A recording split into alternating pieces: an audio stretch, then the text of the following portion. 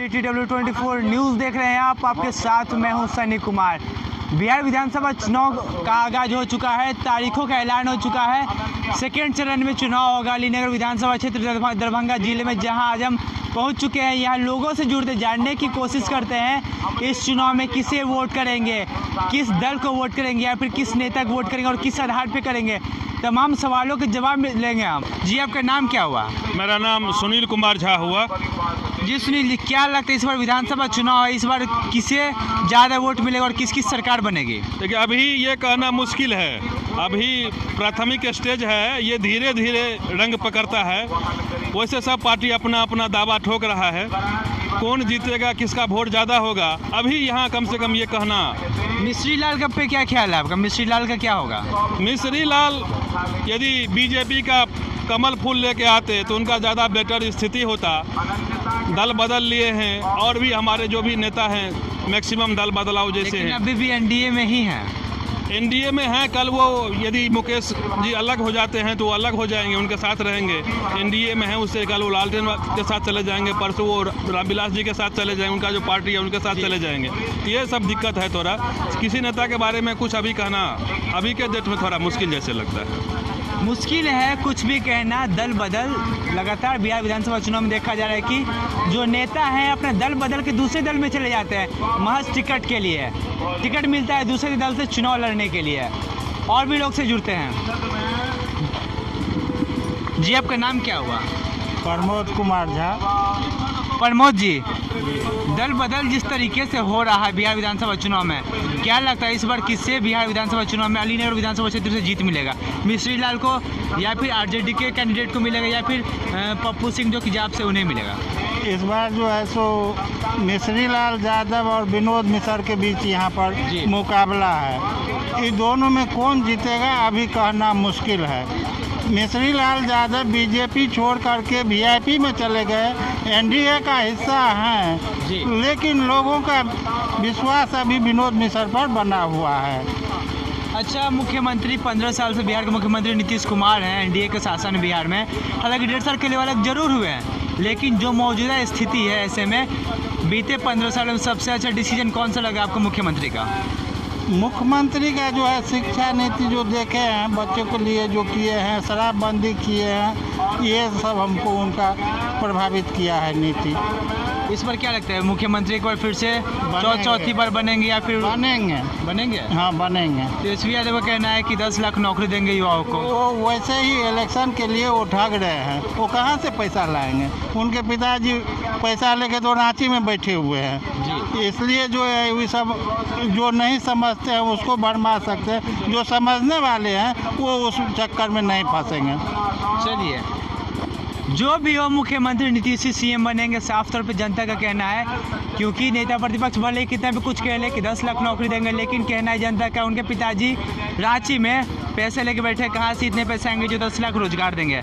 अगला सवाल इनसे है। अगला सवाल हमारा आपसे ये है कि शराबबंदी पे आपका क्या ख्याल है, ये बताएं। शराबबंदी बहुत अच्छा कार्यक्रम है, इससे बिहार का बहुत भलाई हुआ। इसमें कोई अतिशयोक्ति नहीं है कि शराबबंदी बहुत अच्छा कार्यक्रम है। लगातार पुलिस की दबिश रही, छापेमारी चल रही है, शराब मिल रहा है। ऐसे में सरकार का दावा है कि पूर्ण रूप से शराबबंदी है, तो शराब आ कहाँ से रहा है? सरकार की बनाई गई नीति में कमी है या फिर कुछ और है? सरकार के नीति में कमी नहीं है, यहाँ प्रशासनिक व्यवस्था में कमी है। जहाँ के पुलिस विभाग, जहाँ के आबकारी विभाग के पदाधिकारी मिले हुए हैं शराब माफिया से, वहाँ शराब आ रहा है, वो कमीशन पा रहे हैं। जहाँ के पदाधिकारी उससे नहीं मिले हुए हैं, उनसे उस जगह पर शराबबंदी पूर्णतः बंद है। अगर कहीं शराब बिकता है तो चोरी तो हमेशा से होते आया है, उसको शुद्ध करके कोई बंद नहीं कर सकता है। लेकिन प्रयास किया जा रहा है। जहाँ के प्रशासनिक पदाधिकारी जितने ही सक्षम और टाइट हैं, ईमानदार हैं, वहाँ उतनी कड़ाई से लागू हो रही है, वहाँ बहुत कम है। जहाँ के पदाधिकारी उतने टाइट नहीं हैं, उतना सक्षम नहीं है, उनका धंधा में संलिप्तता है, कमीशन खाते हैं, वहाँ पर ज़्यादा हो रहा है। ज़्यादा हो रहा है। विधायक जी के बारे में क्या कहना चाहेंगे? अब्दुल बारी सिद्दीकी जो कि इस बार क्योटी चले गए चुनाव लड़ने, कैसा काम किया वो बीते 5 सालों में? अब्दुल बारी सिद्दीकी बहुत अच्छे विधायक रहे हैं, मंत्री भी रहे हैं, उनका चरित्र भी अच्छा रहा है। हम लोग का यही अभिलाषा है जो जाए, विपक्ष में भी जानकार लोग रहना चाहिए। ये क्योटी से अब्दुल बारी सिद्दीकी को जीतना चाहिए।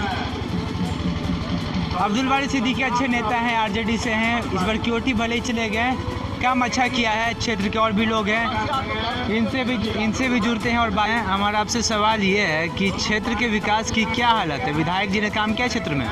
हाँ, विधायक काम किए हैं। काम किए हैं? हाँ, किए हैं। तो इस बार किसे वोट दे रहे हैं आप?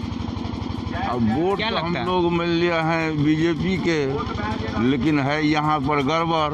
क्या गड़बड़ है? वो नेता वो देखते हैं कोई खड़ा हो गया, किसी को टिकट मिल गया जिसको मिलना चाहिए। असमंजस की स्थिति बनी है क्या? हाँ, असमंजस की स्थिति है। तो कैसे डील करेंगे इस स्थिति को आप? अब देखेंगे आगे। आगे देखेंगे। हाँ, क्या लगता है, पप्पू सिंह जीतेंगे या फिर विनोद मिश्रा जीतेंगे? क्या चांस क्या लगता है? चांस तो मिल लिया, कहना गलत है। अभी कहना कौन जीतेंगे कहना गलत है। हाँ। और भी लोग हैं, इनसे भी जुड़ते हैं क्योंकि तमाम समस्या है यहाँ पे। एक से बात किया जाए तो समस्या हजार है, समय काफ़ी लग जाएगा। हमें शॉर्ट टर्म में खबर पूरी करनी है और हमें आप तक पहुँचाना भी। ऐसे में और भी लोगों से जुड़ते हैं और सीधे कनेक्ट होते हैं और जाने की कोशिश करते हैं और आप तक खबर पहुँचा रहे हैं। जी, क्या नाम है आपका? योगेंद्र झा। अहाँ को की लागे छे क्षेत्र को समस्या छै, ओहिको अनुकूल विधायक जी काज केलखिन हँ? विधायक जी काज जे केलखिन हैं से काज तो करते गेलखिन हैं, बहुत केलखिन आ करै जेथिन।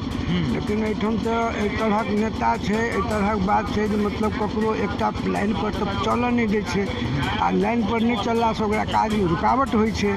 तो से काज में रुकावट भेलनि और बात भेलनि हैं, ताहि दुआरे वो मतलब अलीनगर छोड़ि कऽ क्योटी चलि गेलखिन। एहिठमा जाति प्रथा गेलखिन क्योटी छै। अब हुनका मतलब किछु अपन नेता संगे कोनो एहन बात भेलनि, कतहु भोटके कोनो गड़बड़ भेलनि कतहु, लेकिन जीत के तऽ गेलखिन एहिठामसँ। आ ओ हुनकर अपन आपसी हुनकर अपना अथी अथी छियनि। लेकिन एहिठाम जे छै से लोक अपना अपनीके सब बुझऽ चाहै छै। आब एखन विनोद मिश्र खड़ा भेलथि हँ, क्योटीमे मिश्री लाल ठाढ़ भेलथि हँ, और ई कहनाइ एखन मुश्किल यऽ जे मतलब मिश्री लाल जीत के जेता कि विनोद मिश्रके जीत के जेता कि आरजेडी जीत के जेता। कारण मार्केटमे घुमलाके बादमे किछु एक दोसरसँ बात कयलाके बादमे किछु पता चलै छै। और एहिठमा जखन से किछु छै नहि, एखने फाइनल भेलै, एमहर दुर्गा पूजाके सिस्टम लागल छै, सब व्रत खण्डमे फला चिलामे छै। और जहाँ तक जे छै से मतलब एहिठमा काजके लिए तो यथाशक्ति जे काज होइ छै से होइ छै, लेकिन किछु अपन कतो गेलै एना बात छै। तमाम तरह की समस्या है, इनसे जुड़ते हैं। अच्छा, आपसे हम पहले एक सवाल और करना चाहेंगे। आप मुझे ये बताएं कि कोरोना काल के बीच में चुनाव हो रहा है, कोरोना के बीच में हो रहा है, तमाम समस्या के बीच में चुनाव हो रहा है, तीन चरण में ही चुनाव होगा, ऐतिहासिक चुनाव है। ऐसे में आवाज़ है कि युवा की सरकार बने। सरकारी नौकरी में देखा जा रहा है कि 50 साल के बाद रिटायर करने की बात कही जा रही है। ऐसे में क्या लगता है, अगर कोई पुलिस विभाग में है तो 50 साल के बाद रिटायर हो जाएगा, तो क्या मुख्यमंत्री का 70 साल का होना जरूरी है या किसी युवा का होना जरूरी है? ये बताएं मुझे आप। किसी युवा का होना जरूरी है। युवा होगा तो हमारे राज्य में बेरोजगारी दूर होगी। सबसे बड़ी समस्या हमारे यहाँ लोग भूख से मर रहे हैं। भूख यहाँ बहुत बड़ी समस्या हो गई है, भयंकर बेरोजगारी है। हमारे सारे नौजवान रोटी के लिए तरस रहे हैं। अच्छा, रोटी के लिए तरस, इससे हमें याद आ रहा है कि प्रवासी मजदूरों की याद आ गई हमें। प्रवासी मजदूर भी पैदल चल के चेन्नई से बिहार पहुँचे, मुंबई से बिहार पहुँचे, दिल्ली से बिहार पहुँचे, अहमदाबाद से बिहार पहुँचे। लेकिन सरकार ने शुरू में कहा कि चोर है, ऊँचा का बहुत तरह की बातें कही थी। इस पर आपको क्या ख्याल है? सरकार का ये स्टैंड कहाँ तक सही था? बिहार सरकार का ये दोहरी नीति है। प्रवासी मजदूर जो बहुत पैदल चल के आए, उससे बहुत पहले प्रताड़ित किया गया। उसके बाद जब न्यूज सब आवाज़ उठाई, सरकार जगा, लेकिन जगने के बाद भी बहुत ज़्यादा कुछ नहीं कर पाई हमारी सरकार। बहुत बिंदु पर यह सरकार विफल है हमारे हिसाब से। और दल बदलने में तो बिहार का कोई जवाब नहीं है। मैक्सिमम लोग यहाँ जात के नाम पे वोट करते हैं। किसी युवा का आना एकदम ज़रूरी है और वो युवा निर्णय लेगा। बहुत ज़्यादा उम्र के लोग यदि आ जाते हैं, स्थिति तो यहाँ तक है कि हमारे बड़े बड़े अफसर अपने पद से रिजाइन दे के राजनीति में आ रहे हैं। अब क्या है देश राज्य का भविष्य, ये तो अभी लेकिन जो अभी हवा चल रहा है अभी राजनीति का, खास करके अलीनगर में, नीतीश कुमार को वोट देने की बात की जा रही है, यानी कि एनडीए का सरकार फिर से बने, ऐसी बातें कही जा रही है। 70 साल के मुख्यमंत्री हैं और डिमांड है कि युवा की सरकार बने, यानी कि तेजस्वी भी हो सकते हैं, चिराग पासवान भी हो सकते हैं और पुष्पम प्रिया चौधरी भी हो सकती है जो कि कैंडिडेट है वो। ऐसे में क्या लगता है, 70 साल के मुख्यमंत्री होना जरूरी है या फिर किसी और को, युवा को? 70 साल की मुख्यमंत्री नहीं चाहिए, हमें युवा सरकार चाहिए, युवा नीति चाहिए और जो युवा के लिए सोचे। हमारे जो बेरोजगारी मुख्य समस्या है, एक युवा का समस्या सिर्फ युवा ही समझ सकता है। बहुत ज़्यादा उम्र के कोई मुख्यमंत्री हो गए, उनको तो अपना हर समय ज़्यादातर तबीयतें खराब रहेगा, अपने घर के देखने में ज़्यादा समय लगाएंगे। और जो युवा मंत्री होंगे, मुख्यमंत्री होंगे, वो युवा की समस्या उनके कान तक जाएगी और हमारे सारे युवा को रोजगार मिलेगा। हमारी राज्य की सबसे बड़ी समस्या यही है। जी, मूल समस्या बेरोजगारी है। एक और सवाल आपसे करते हैं, आपसे हम जुड़ना चाहेंगे एक बार फिर से। आप हमें ये बताएं कि कोरोना काल में चुनाव हो रहा है, सबसे पहले रैली करने के लिए आदेश दिया चुनाव आयोग ने आदेश दिया था, लेकिन पूजा पंडाल लगाने के लिए आदेश नहीं दिया गया था, जबकि कोरोना से असर सबको पड़ रहा है। और सबसे ज़्यादा खास बात यह है कि बिहार सरकार के 2 मंत्री की मौत हो चुकी है, केंद्रीय मंत्री की मौत हो चुकी है। ऐसे में इस स्थिति में चुनाव कराना कोरोना के बीच में कितना सही मानते हैं आप? चुनाव 3 महीने बाद भी तो हो सकता था। चुनाव कराना आवश्यक इसलिए था चूँकि सरकार का समय पूरा हो रहा था। आपका कहना ये ठीक है कि 6 महीना के लिए आगे बढ़ाया जाए, आप इसे सही मानते हैं? चुनाव समय पर होना सही रहा। अगर चुनाव आगे बढ़ता तो विरोधी पार्टियां इसके लिए हो हल्ला मचाती कि सरकार चुनाव नहीं चाहती है, इसलिए प्रशासनिक व्यवस्था अगर सही रहे तो चुनाव ढंग से सोशल डिस्टेंस का, मास्क का और सैनिटरी का इसका व्यवस्था रहे तो चुनाव बढ़िया से हो सकता है। और देख रहे हैं पेपर में जैसा रहा कि सरकार ये सारी व्यवस्था बूथ पर करने जा रहा है, तो अगर व्यवस्था के अंतर्गत होता है कोरोना में भी चुनाव तो कोई गलत नहीं है। चूँकि अमेरिका में भी चुनाव हो रहा है, बहुत जो डेवलप कंट्री है वहाँ भी हो रहा है, लेकिन कोरोना के नियम का जो है उसको पालन करते हुए चुनाव होना चाहिए। चलिए, कोरोना के नियम का पालन करते हुए बिहार चुनाव को कराना चाहिए। एक आखिरी सवाल करेंगे और आपसे करेंगे, आपसे हम ये जानना चाहेंगे कि इस बार आप किसे वोट दीजिएगा और किस आधार पर वोट दीजिएगा? जो बिहार को बनाएगा उसका वोट देगा। हम लोगों की बात पूछता है, दूसरा बात नहीं पूछता है। क्या लगता है बिहार को कौन बनाएगा, बिहार का विकास कौन करेगा? कौन करेगा तो अभी कैसे कहेगा, कौन करेगा, कौन सरकार होगा वही न चला देगा। आप क्या लगता है, आप इस बार आप या फिर यहाँ की जगह किसे वोट देंगे, किसे वोट दिया जाएगा? कैसे कहेंगे किसके वोट देगा, जो सरकार होगा उसका वोट देगा हम। चलिए, तमाम तरह की बातें खुल के सामने आई, इससे साफ पता चलता है कि बिहार विधानसभा चुनाव जैसे जैसे नज़दीक आ रहा है तमाम तरह की बातें सामने आ रही है। एक और जहाँ पे नेता प्रतिपक्ष कहते हैं कि 10 लाख युवाओं को नौकरी दी जाएगी, तो वहीं पे मुख्यमंत्री कहते हैं कि कहाँ से नौकरी देंगे। लेकिन जब जनता सामने सवाल किया, सीधे इनसे इंटरेक्ट करने की कोशिश की, तो साफ तौर पे पता चलता है कि इस बार युवाओं की सरकार बन सकती है, युवा की सरकार बन सकती है, चाहे चिराग पासवान हो, तेजस्वी यादव या फिर कोई और हो, या फिर मुख्यमंत्री नीतीश कुमार भी हो सकते हैं। चूँकि एनडीए का जहाँ तक हवा चल रहा है कि एनडीए की सरकार एक बार फिर से बनेगी, चौथी बार।